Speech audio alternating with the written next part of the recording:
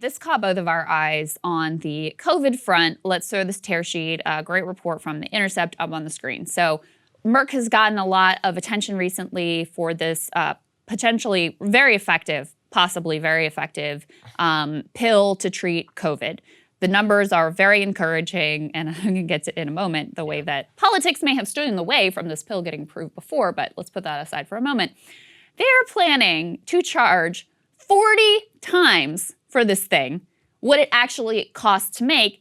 And as if that wasn't bad enough, guess who funded the research that went into developing this miracle COVID pill? Oh, it was you. It was public funding. It was the US federal government. And now they're turning around and charging 40 times what it costs to the US government that funded this thing in the first place. Let me read a little bit from the article here. It says a 5-day course of molnupiravir, I'm going to go with. I think that's what it is. I was thinking about saying it. The new medicine being hailed as a huge advance in the treatment of COVID costs $17.74 to produce, according to a report issued last week by drug pricing experts at the Harvard School of Public Health and King's College Hospital in London. Merck is charging the U.S. government $712 for the same amount of medicine. That amounts to 40 times the price.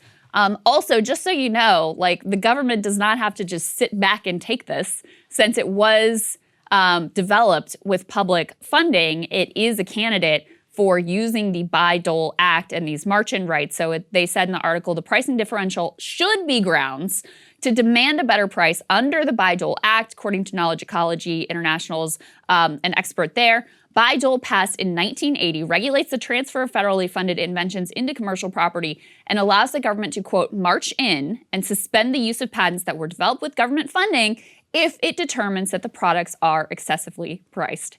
If not now, when? Tell me that. If not now, when? We give you the money, you develop the drug, you get all of the profits from it already. That's a good deal. And you turn right around and gouge the American people. Insane. No, it's a good point. And this is part of the problem that we're having. And by the way, all of the data from this pill, it looks really good. Mm-hmm.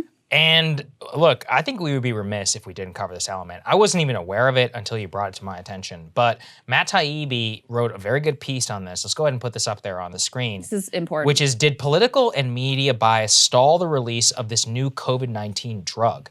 Now, former HHS officials said that they tried to accelerate funding for what has become of the new Merck pill, but that they were blocked. Now, what they point to, and what Matt points to, is some anecdotal reporting here that inside the system, that they essentially blocked the funding and development of the COVID pill, which, to be clear, lessens COVID symptoms for the reason, Krystal, that they thought that it would screw with people getting vaccinated. And so they were more concerned with the developing vaccine and immunity on that front than they were on any sort of therapeutic drug, because they were worried that people would take the therapeutic drug, or that that therapeutic drug would lessen the case for getting vaccinated. And I do think that if that is true, and look, I doubt we will ever get a straight answer on that one, that is scandalous. I mean, because look, what happened in my particular case, I got vaccinated and I got COVID, and let me tell you, day 2 or 3, wouldn't have minded a nice pill. A little COVID pill. A little COVID pill in order to make sure. Neither of those things are mutually exclusive. I mean, look, for people who are old, vaccine and natural immunity is actually a pretty good cocktail in order to keep you away. And if you can lessen symptoms or make it so life-saving therapeutics plus immunity on different fronts and bolstering that itself is a way in order to make sure that we're not going to have worse COVID in the future. So, I mean, look, again, he's going off of former HHS officials, so this is not some quacks, or elsewhere, but it seems like a highly plausible scenario. And you put that together with Merck now charging 40 times for that. I do want to say something, though, which is that I have seen some people online, Alan West, I'm going to call him out specifically, who was the chairman of the Republican Party, who talked about how, he was recently had to go to the hospital because he had COVID. Is he better now? He's better now, so okay. got God bless him, and all of that. But anyway, so he was talking about how he didn't want to give Big Pharma making billions off of the COVID vaccine, and that's why he's taking monoclonal antibodies. People were very quick to point out that, yeah, monoclonal antibodies cost about $1,200 to $2,000 per infusion, and guess who's making those antibodies? Big Pharma. Big Pharma. They're making way more money off of that per dose than they are off a vaccine, which costs like $40. Yeah. So if you're one of those people who's like, I'm going to get the monoclonal antibodies because I don't want to get Big Pharma money. Yeah, you're actually played yourself, like mega. Yeah.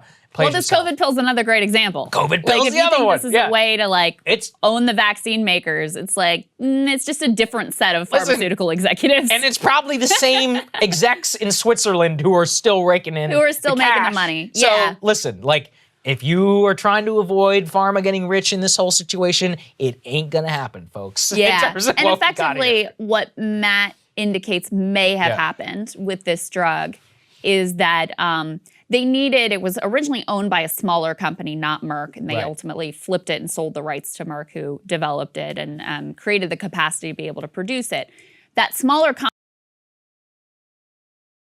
company themselves so that they could produce it more rapidly. Right. And there is a dude who ended up being a whistleblower who got hailed as like the anti-Trump guy. And I don't know if you remember this whole thing. He was getting a lot of exposure in media of like blowing the whistle on how politics has infected the science. And I don't doubt that some of that was the case. Certainly But this guy also was a chief opponent of this drug receiving this funding.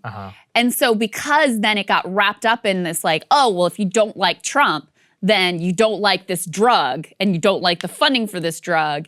It got kind of caught up into this, are you with Trump or are you against Trump, culture war nonsense. And so that delayed the development and the ability to actually produce it at capacity so that we could have the potentially very effective COVID pill. So There you go. So there you go. Just culture war ruining everything once again. what a shocker. Hey guys, thanks so much for watching. That's right. Just as a reminder, you can become a premium subscriber today. Watch the full show completely uncut, our reactions to each other's monologues. You get to listen to it. You get to ask us questions, all that good stuff. Link is right there in the description or at breakingpoints.com. Best of all, great way to say screw you to the mainstream media.